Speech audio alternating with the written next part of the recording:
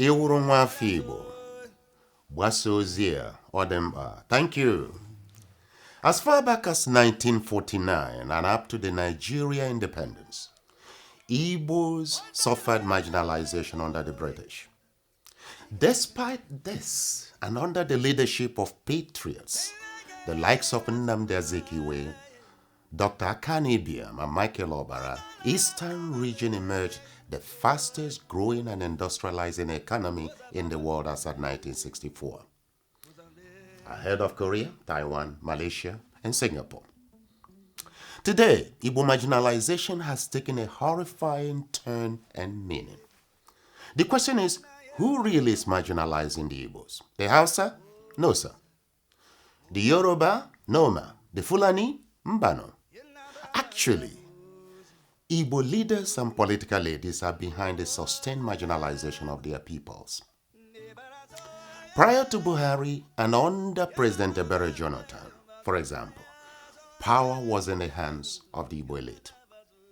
Ngozi Okonjo-Iweala, Minister of Finance; Bath Nnaji, Minister of Power; Desiani Madueke, Minister of Petroleum; Stella Odua, Minister of Aviation; Ikekwere Madu, Deputy Senate President; Emeki Kedioha, Deputy Speaker; Hope Uzodimma, Chairman on Aviation; Chairman of Works, Senate, and Chairman of Works, Federal House, were all Igbos.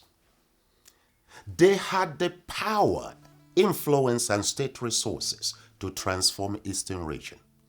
They had the power, influence, international support, and state resources to restructure Nigeria and amend the 1999 satanic verses called the Nigerian Constitution, a document described by Dele Farotimi, a lawyer, as an iniquitous, wicked, and evil document that renders every Nigerian stateless and leaves Igbos to suffer the brunt of the wickedness of the Nigerian state.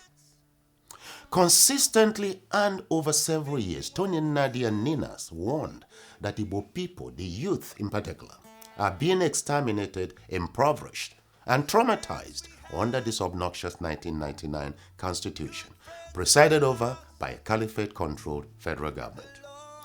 What did they do with all the power, influence, and state resources to free Ndi-Igbo from economic paralysis and exploitation?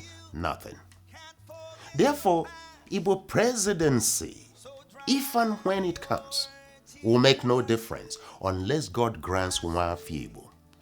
Please examine the current list of Igbo presidential aspirants.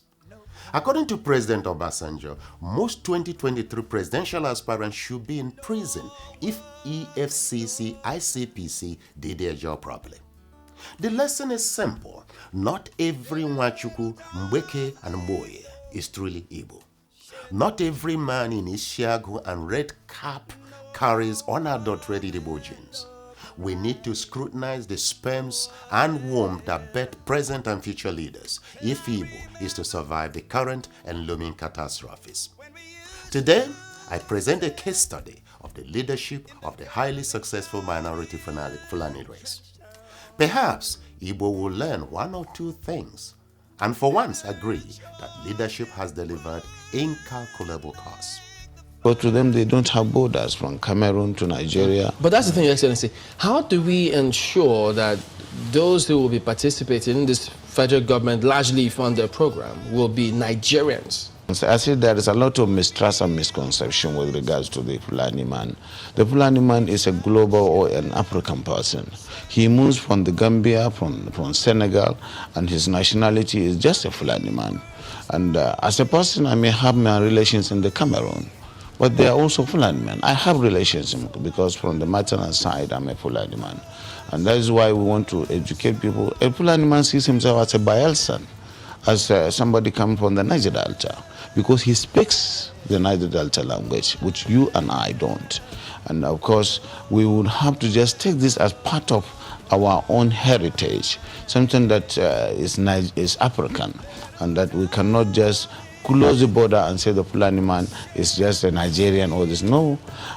In most cases, the crises are precipitated by those outside Nigeria. When there is a reprisal, it is not the Fulani man within Nigeria that causes it. It is that culture of getting revenge, which is embedded in the tradition of the Fulani man, that attracts reprisal from all over the If the I world. understand it, does that mean that those Fulani men who are maybe domiciled in other countries who move around, they can come into the country and this plan will accommodate them as well? Yes, that's what we want to do. But the concern too is, why should federal government use resources for this country to accommodate Fulani men who are not Nigerians? You see, as I said, we are already accommodating them. Do you delineate and then really know who is not a Fulani man from Nigeria? They are all Nigerians, because I said their identity, their own citizenship is Nigerian, even though we have relations all over the world, all over Africa. And so, presumably they are Nigerians.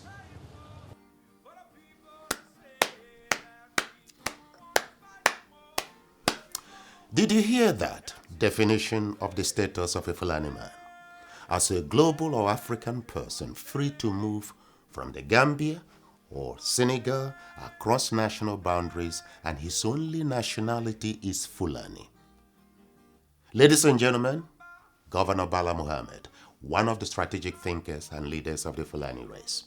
My name is, as usual, Nonyerem Davidson. Now look, I love and respect the Fulani strategic thinkers. They have the uncompromising loyalty to their race and on a clearly defined mission.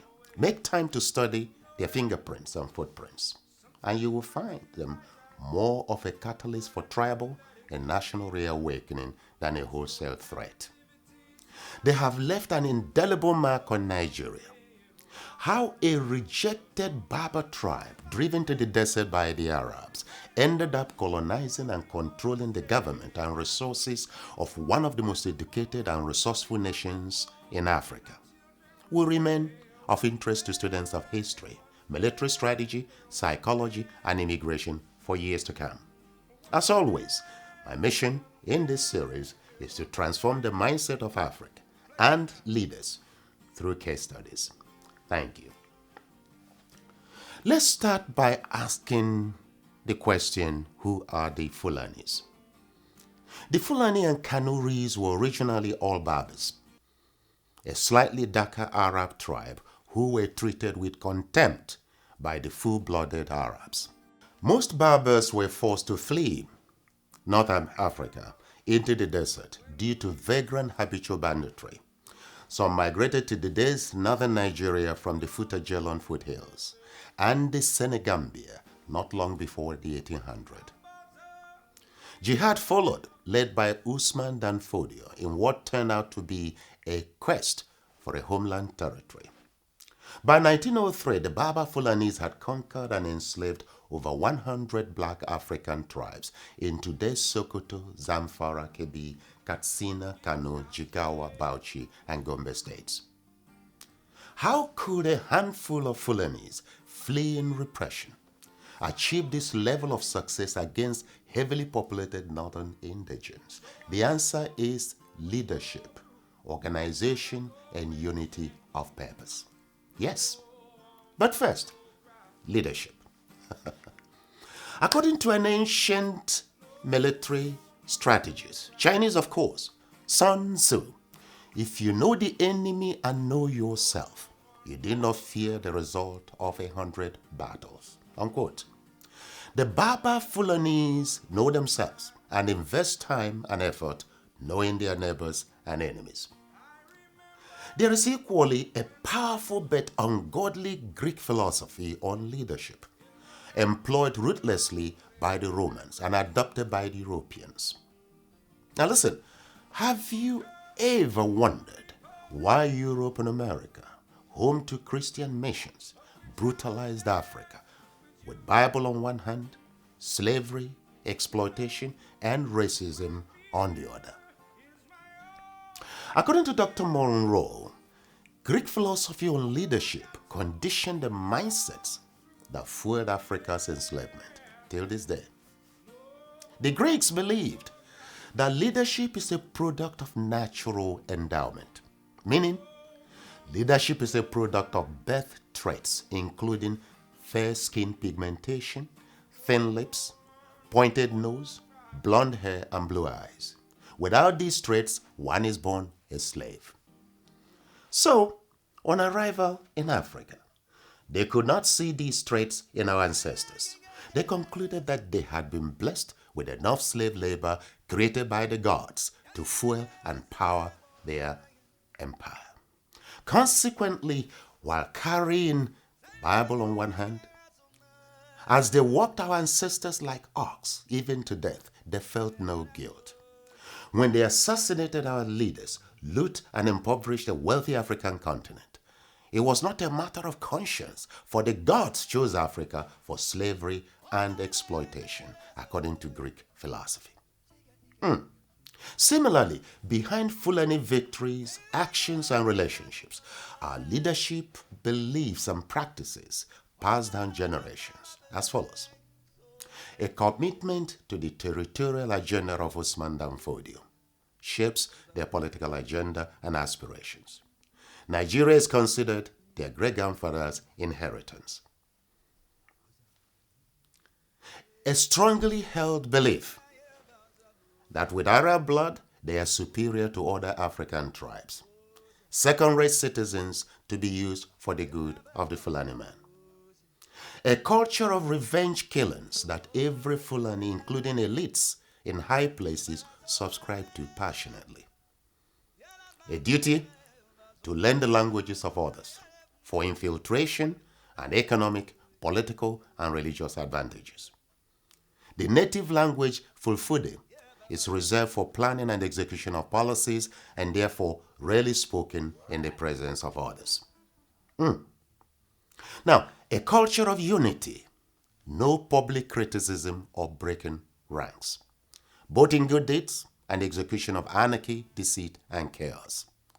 Mastery of creative survival strategies, very tight-lipped, secretive, calculating, patient, and tough-minded. Yes, knowing when to sue for peace and when to crush the enemies. Cultivating corrupt satellites and saboteurs in every ethnic nationality while politically or militarily annihilating the true leaders. Awareness of own limitations too. Yes, they do.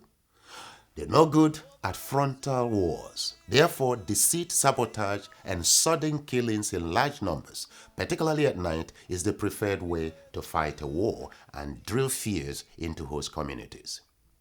A well-developed medium of unhindered, effective, and mass communication, mostly Fulani-led. What are they? The mosques and radio. Though considered by many as callous, irksome, mindless, and heartless, they are hardly remorseful. Now, these beliefs and practices condition the Fulanis to believe entitled to lead or rule wherever they are, regardless of comparative intelligence and capability of their host communities, the born-to-rule ideology. That is how the Fulanis conditioned the indigenous black Africans of today's northern states for more than a century. To conquer the South and Middle Belt, jihad faced stiff resistance, so they opted for patience and intelligence gathering. It delivered years of endless dividends. They discovered that Southern and Middle Belt political elites think along party lines. Fulani elites think along ethnic lines. You can see the difference. They discover that Southerners and Middle Belts are treacherous, corrupt, and littered with potential saboteurs. Their strategy to get on the ladder is to sacrifice their people and religious values. The Fulanis used these weaknesses with ruthless wisdom. For example, according to Governor Ahmed Sani Yerima, I love that man. Governor Peter Orderly aspired for president. squandered River State money on northern emirs and northern opinion leaders. At the end, he failed. Rotimi Amechi is lobbying to be the next vice president in 2023. He is completing the biggest rail and road line into Niger Republic, while the roads in the south are impassable. He will fail in the end. James Ibori wanted to be vice president. Delta State Liaison Office in Abuja became an ATM for northern PDP members.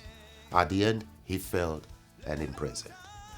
President Goodluck Ebele Jonathan postponed South-South development in pursuit of a second term, rehabilitated the Amajuris and MS palaces, built Abuja-Kaduna railway line and universities. At the end, the Northern INEC chairman he appointed dismissed him from office.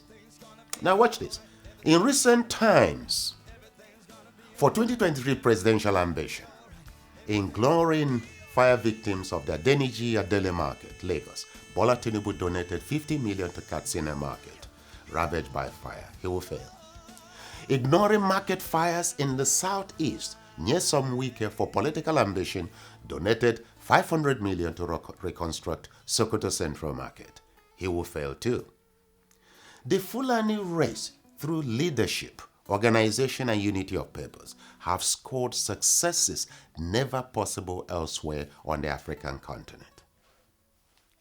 For example, in the period of military dictatorship, through the influence of their emirs, they ensured the best of everything. Today, the Federal Civil Service, NNPC, CBN, and NPA workforce are dominated and controlled by the Fulanis, though not as qualified as their southern counterparts. Though no seashore or oil wells in the north, they are in control of all seaports, the NNPC, and oil wells. Though the poorest region in Nigeria, they are in control of taxes, industries, and revenues generated in the south. Clever stuff. Though a minority and less educated compared to the south, they are in total control of the presidency, Senate, judiciary, and the military, the police, the Air Force, civil defense, and immigration. They successfully nurtured a politically aware and active Fulani race, such that on polling day, rain or shine, even the handicapped, sick, starving, underage, and elderly turn out to vote for political power. Southern professors and uneducated professionals maintain criminal silence with the hope of attracting appointments from the Fulani-led administration. The Southern politicians jostling to be president in 2023 have also been subtly subdued into acquiescence in order to prove to the Fulani leadership that they will be worthy partners if allowed to mount the presidency.